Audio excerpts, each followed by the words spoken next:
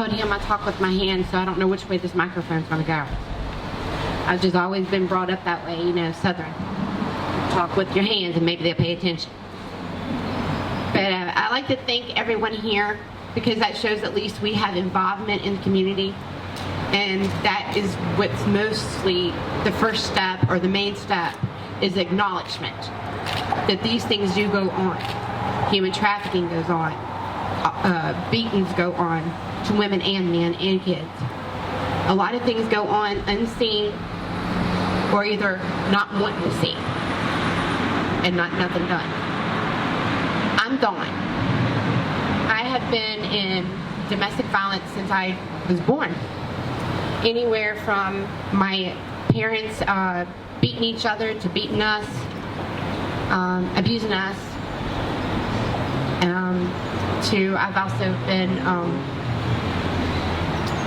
raped as a child by my babysitter's son when I was only 4 years old. My dad allowed it to happen. So I went through that, and then with the domestic abuse and everything in my life, even from my mom, my stepdad sexually abusing me, and every abuse possible I've went through. But God's been there. Without God, I know that I would not be alive today. My kids would not be alive today. You know, it's a point when you have to have a plan to get out of the house or the kids be safe. As long as you're taking that beating and they're safe in the van, you'll get out there eventually. You know that you have a problem. You know those kids have a problem. You know that you have a problem when you can't sit there and say anything that comes in your mind or thought. It's not your opinion. You're not supposed to talk. You know when there's an issue when you don't know what love is. You don't know how to feel love. You don't know how to take love from somebody. You think they want something from you, and that's the only reason why they're doing this to you. They're only being nice because they want something from you, physically or whatever. Or you wonder when the punch is going to come when you sit there and say something that just comes to your head. I think it's worse for me, it was when it came from my own family. Allowing the abuses from other people to happen to me. From seeing all that and going through all that, of course, I had relationships that were the same. I've been married 3 times. The first one, yeah, we can count that off as young love. It didn't last long. The second one, I was beat so severe that the police surrounded the house. Nobody would help. Kids went to the neighbors and they still wouldn't help. The kids came back and everything. The police surrounded the house and everything, and I was bleeding. He was holding my head, and I was in the floor, and he was holding me back where he was fixing to punch me again. Back then, I don't think they had it about knowing about what abuse was, because that's the only thing I come up with is why I was told to be quiet and let them look at the situation. But you know what? That's the problem. We're all being quiet. That's what we need to stand up and do and be loud. We got to have the voice for those that can't voice. For the times that I couldn't say a word without getting hit, I'm standing up for somebody that is in the same predicament. I want them to know I'm here. I'm always here. I will help you get out of it. I've helped people before through groups and everything leave from other countries. I will help you. I will be your word. I will speak for you about the pain that you're going and the emotional strain in them and the mentalness and what it's doing on those kids, because I had 3. One time I had 5 because I had my nephews too that went through the whole thing with me. So it is a strive. We've got to learn. You see somebody in the other car getting hit, do something about it. So many people, if they would have reached out for me, I would have loved it. They turn around and they ignore. We gotta quit ignoring. We gotta speak up for those kids that we see pulled or smacked or whatever in the stores. We gotta speak up for everybody, even the animals. You know, but you can't treat people like animals that are worse too. There's animals getting abused. Everybody's getting abused anymore, and we're just turning our eyes. That's not how it's supposed to be. We're supposed to be a family. around to each other and protecting each other, saying, no, this is not right. I don't care, call the cops. I want the cops here. You know, everybody thinks about if they have been in that situation.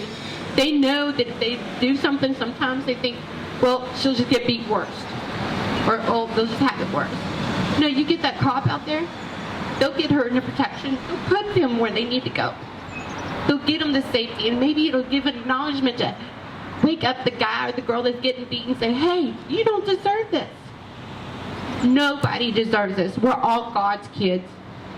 We all belong on this earth together. We all deserve the love. We all deserve the niceness. Nobody should speak over nobody wrongly. Nobody should put them down. I have a poem to read. Before I read it, I'll tell you what brought me into Covington. My kids are older, and I have grandkids and things like that now. So I had lost my place because my soon-to-be ex decided that it was more important not to pay all the bills that I gave him the money for, but to do drugs.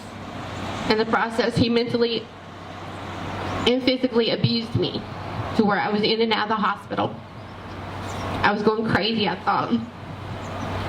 Well, he finally left after taking most of my money with him, and left me in a hotel with my cat and everything, and come to find out he didn't pay the rent.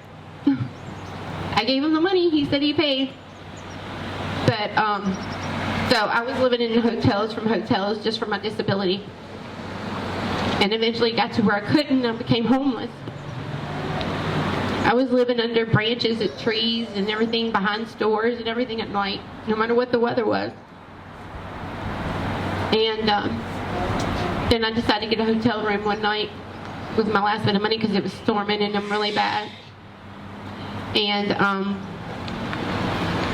lo and behold, there was bugs in my room. So these nice girls, I thought they were nice girls, said, hey, you can stay with us.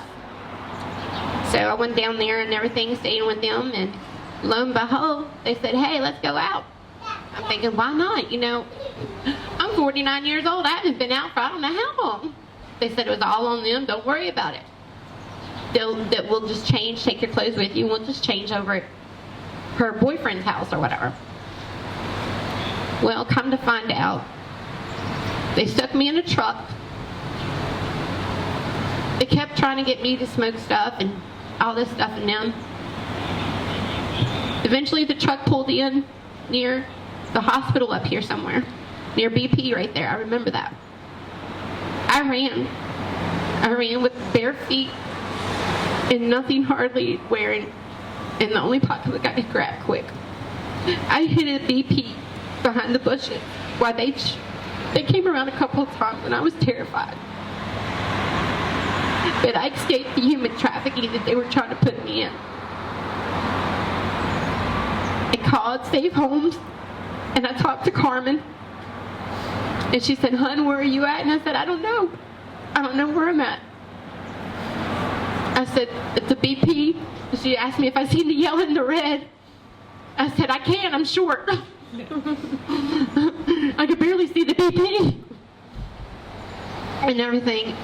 And then she said that I needed to get to her. So we called the police. The police came.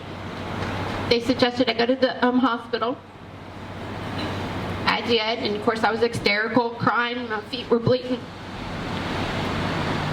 And of course I was cold and everything. And I couldn't make sense of nothing. Nobody could make sense of what I was talking about or nothing. And seeing a psychologist while I was there, woohoo! You know, we're all crazy when we start crying, women.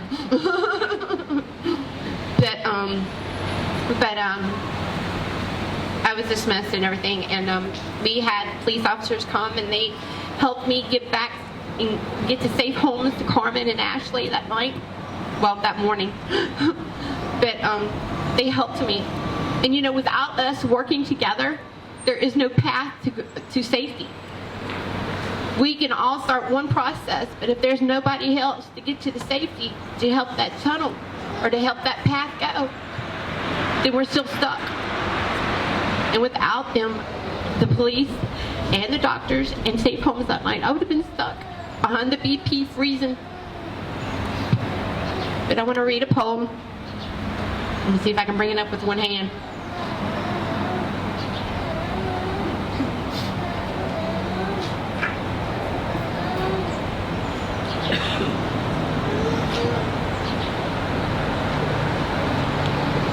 It's called I Got Flowers.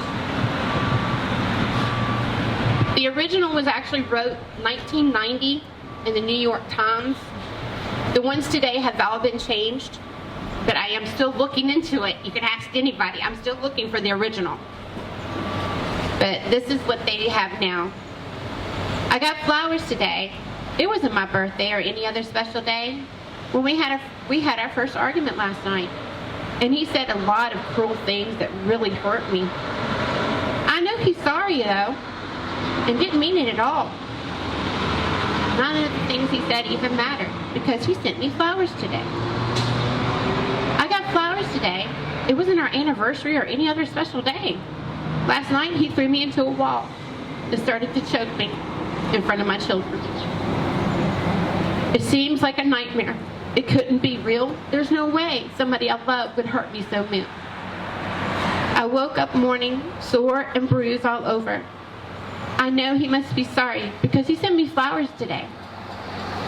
I got flowers today and it wasn't Mother's Day or any other special day. Last night he beat me severely again. And if it wasn't much worse than the other times, it brought my head to hurting ways. If I leave him, what will I do? How will I take care of my kids? What about money? I'm afraid of him and scared to leave. But I know that he must be sorry because he sent me the flowers again today. I got flowers today. Today's a very, very special day. It was the day of my funeral. Last night he found and killed me because nobody would help. He beat me up to death. If only I had listened or gathered enough courage and strength just to leave him, I would not have gotten those flowers today. Thank you.